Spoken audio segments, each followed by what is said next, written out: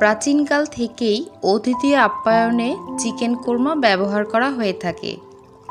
ঈদে অথবা অতিথি আপ্যায়নে কিংবা ঘরোয়া কোনো আয়োজনে সবসময় চিকেন কোরমার ব্যবহার আমরা দেখে থাকি।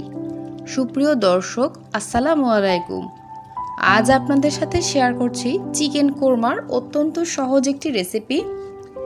এই চিকেন কোরমাতে আমি কোনো বাদাম ব্যবহার করব না কিংবা এমন কোনো মশলাও ব্যবহার করব না যা আমাদের হাতের কাছে থাকে না। ঘরোয়া কিছু সহজ উপকরণ দিয়েই এই চিকেন কোরমাটা আজ আমি তৈরি করব। তবে এটি খেতে হবে বেশ মজার। তো চলুন বন্ধুরা, খুবই অল্প উপকরণে এবং খুবই সহজে কি করে এই চিকেন কোরমাটি আমি তৈরি করলাম তা দেখে নেই।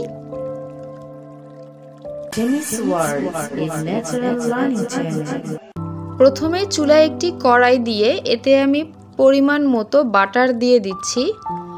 আজকে আমার বাসায় বাটার ছিল তাই বাটার ব্যবহার করছি, তবে এখানে সয়াবিন তেলও ব্যবহার করা যাবে।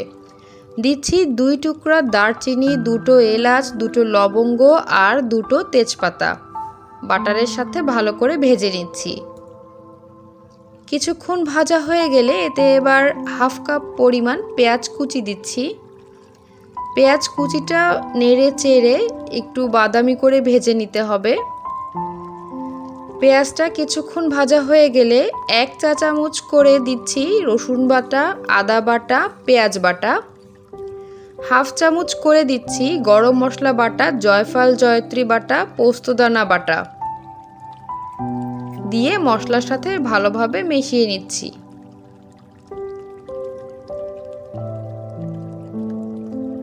ভালোভাবে মেশানো হয়ে গিয়েছে। এবার দিচ্ছি হাফ চামচ ধনিয়ার গুঁড়ো, দিচ্ছি 1 চা চামচ লবণ। মশলাটাকে একটু ভালো করে কষানোর জন্য পানির পরিবর্তে দিচ্ছি দুধ। এই পুরো কোরমাটা আমি দুধ দিয়েই রান্না করব। এখানে 700 গ্রামের মতো মুরগির মাংস দিচ্ছি। মশলাটা ভালো করে কষানো হয়ে গেলে মুরগির মাংস দিয়ে আবারও একটু কষিয়ে নিতে হবে।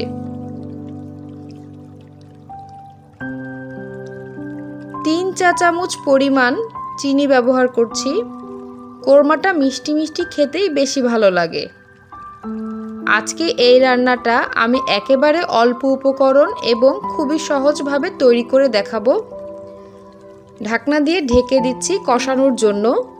আর কিছুক্ষণ পর পর ঢাকনা সরিয়ে নেড়েচেড়ে নিচ্ছি যাতে করে মুরগির মাংসটা তলায় লেগে না যায়। ভালোভাবে কষানো হয়ে গিয়েছে। এবার এতে আমি 2 কাপ পরিমাণ তরল দুধ ব্যবহার করছি। এই রান্নায় আমি কোনো পানি ব্যবহার করছি না, সম্পূর্ণটাই দুধ দিয়ে করব। পানি দিয়ে যেমন আমরা চিকেন সেদ্ধ করি ঠিক তেমন দুধ দিয়ে সেদ্ধ করব। 4টা কাঁচামরিচ মাঝখান থেকে চিড়ে দিয়ে দিচ্ছি আর ঢাকনা দিয়ে ঢেকে রান্না করে নিচ্ছি। প্রায় 25 মিনিট পর আমি ফিরে এলাম। এরই মাঝে আমাদের কোরমাটা একেবারে রেডি হয়ে গিয়েছে। বেশ খানিকটা ঝোল ঝোল আছে, তবে এতটা ঝোল থাকবে না চুলা থেকে নামানোর পরে। আমি এই অবস্থায় এখন নামিয়ে নেব। কোরমাটা একটা বাটিতে পরিবেশন করে নিচ্ছি। দেখুন বন্ধুরা, কত সহজে চিকেন কোরমা তৈরি করা যায়, কত অল্প উপকরণ দিয়ে। বাচ্চারা এই চিকেন কোরমা ভীষণ পছন্দ করে। আমি যখন এই কোরমাটা রান্না করি আমার বাচ্চা তো 2 থেকে 3 বেলা শুধু এই কোরমা দিয়েই ভাত খায়।